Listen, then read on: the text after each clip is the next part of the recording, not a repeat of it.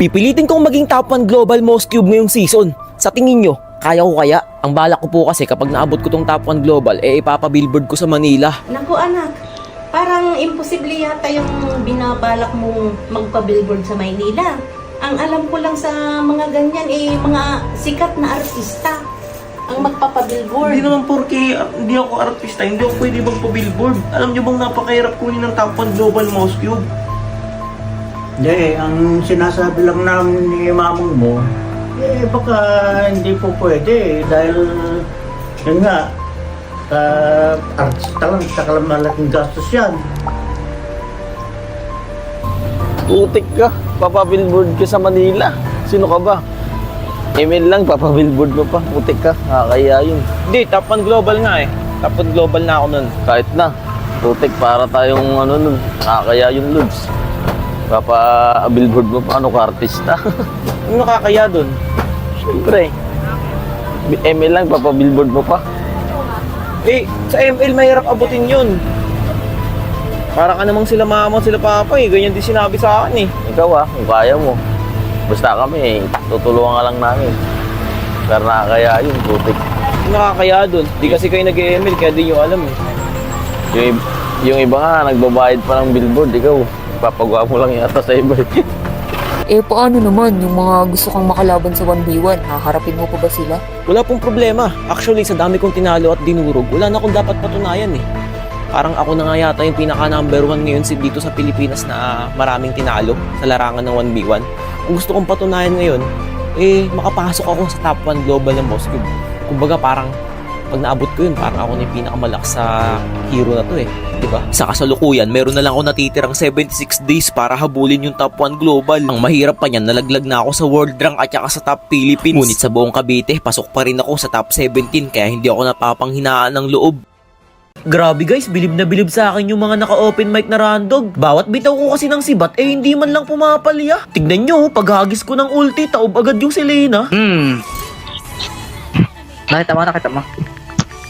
Napasabi pa ako ng bullseye sa kanya guys. Tapos maya maya umikot dito yung core namin. Natawa nga ako kasi mukhang hindi niya kaya yung katapat ko. Kaya ako na lang ang pumaslang rito. Ayan guys pinasok ko pa nga sa tore. Walang nagawa Matapos nun guys nilapitan ko agad si Hellcart. Nangengialam kasi. Sabi ko sa kanya halika na nga ihatid na kita pa uwi. Pinakita ko kung paano tumipi. Wala pa nga ilang segundo guys nabutas ko na agad yung tore sa top line. Kaya lumipat naman ako dito sa bot. Habang tinitira ko yung tore ng kalaban, yung Cupra bigla ba namang sumulpot. Pero hindi ko muna pinansin. Ako'y nag-tower lock pa rin. Tsaka ako sumugod guys nung wala nang hahadlang sa akin. Nagtakbuhan agad sila nung ako na yung nanguna. Savage nga sana pero nakontento na ako sa kills na dalawa. Ang ginawa ko na lang guys nagka-upcut ako dito sa base nila. Ang lumapit sa akin may kalalagyan talaga. Pero sa hindi ko inaasahan yung Ruby bigla akong hinila. Kaya ang nangyari nagpapitas na lang ako sa kanila ng sadya bilang partida. Diba guys tama lang yun para mamaya may laban sila. Pagkagising ko nga guys may napansin akong nagkakagulo. Kumendeng-kendeng muna ako dito sa bato. Sabay bitaw na akala mo bulalakaw. Hindi ko muna pinatama para akalain nila na hindi ako pupunta. Nag-red lap na muna ako para pagpasok ko kargado. Kung inyo nga mapapansin guys, ang buhay na lang dito ay si Nana at ako. Ngunit hindi nyo ako makikita nahihingi ng saklolo. Si Granger muna ang aking inuna. Sa sobrang sakit ko ay hindi na nagtagal pa. Lakas nga ng loob ni Clint na lumapit sa akin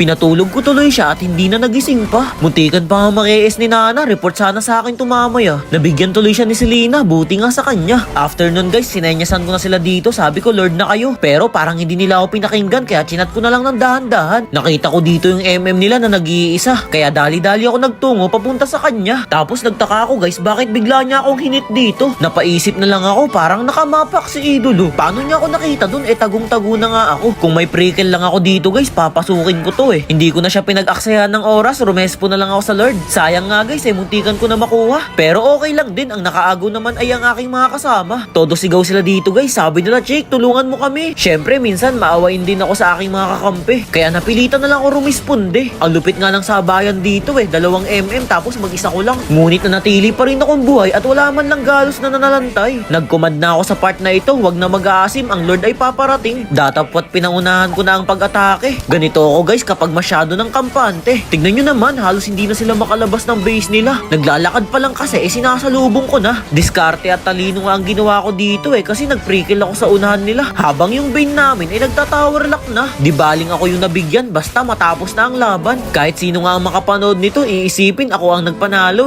no? Grabe din kasi ang ginawa kong hirap, pagtitiis, pagpapagal at sakripisyo. Victory na naman, alam ko, rinding-rinding na kayo.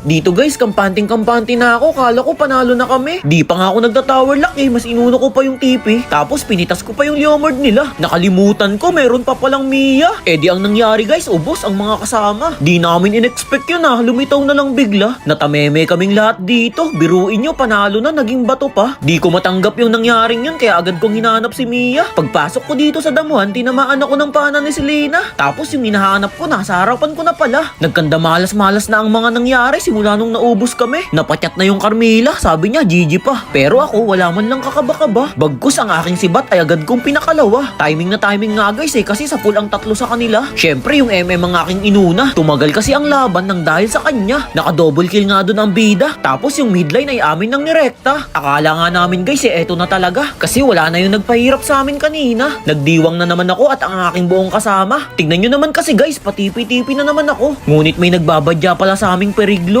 Pero bago yun, pinitas ko muna si Leopold at hindi na nakapagkabayo. Napuruan ako dun kaya sabi ko atras na muna. Sobrang sakit na nila kaya labis ko nang iniinda. Sobrang kukulit ng aking mga kasama. Nagpapitas pa yung dalawa. Kaya guys, ang natira na lang ako at si Habayusa. Sabi ko sa kanya, wag na natin pilitin. Baka dilubyo pa ang ating sapitin. Kinuha ko na muna yung blue block nila para kahit papano ako ay kumalma. Subalit hindi talaga ako mapakali guys. Gusto ko na rin kasing matapos tong laban na to. Nasa bingit na rin kasi kami ng pagkatalo. Susugurin ko na nga sana mag-isa kaso naisip ko paano na lang pag nawala na ako. Kaya ang aking ginawa guys, pinagbigyan ko na lang tong humahabol na to. Nalusaw naman agad siya sa isang one hit, agad na bura. Matapos nun, krinil ko tong nag-iisang minion. Ngunit na natili akong arelto. Sa isa ko kasing pagkakamali, pwede akong maglaho. Pero guys, nagkaroon ako dito ng maayos na plano. Tinapos ko lang muna kuhain ito. Sabay pasok ng mag-isa sa base ng kalaban. Bali tatlo nga pala ang aking sinagupa. Subalit tignan nyo naman guys kung paano ako magwala. Sayang nga tinamaan lang ako ni Selena ng pana. Pero alam nyo ba guys, sinadya ko lang yun bilang sakripisyo. Kasi as you can see, wala na talaga silang pag-asa. Ang magde-def na lang kasi ay si Selena. Napatyat na nga ako dito sabi ko end na. Ngunit grabe, hindi pa talaga kaya. Kung andyan ako, wari ko'y tapos na. Dun ko napatunayan guys na ako pala ang pag-asa sa late game. Naglelekramo na nga tong si Khalid. Sabi niya sakit na nila. Abay malamang, kanina pa. Di pa kasi nila tinapos kanina Tapos ngayon, panay ang kanilang iyak. Wala sana kaming problema ngayon kung hindi sila pumalpak. Last na to, kapag hindi pa rin na-end, tatanggapin kong talo na kami. Humaba pa tuloy yung laban, yung Mia kanila nang kinakatakutan. Dagdag pa nito, hirap daw lumapit, ang galing pumana. Sabi ko naman, o siya, tama na, ako ang bahala. Niready ko na dito guys yung immortality. Tapos napansin ko si Habayusa, tamang landas ang tinatahak niya. Pinanood ko muna siya kung kakayanin ba. Tamang-tama, si Xavier ang nawala. Feeling ko dito, kailangan niya ng suporta. Kaya hindi na ako nagdalawang isip para tulungan siya. Kung hindi nga ako dumating guys, hindi niya siguro kakayanin tapusin yun. Maswerte pa rin siya kasi ang sibat ko ay bumaon. Kaya guys, kapag alam niyong panalo na kayo, huwag kayong makakampante agad ha. Ang pagwawagi ay siguraduhin na muna.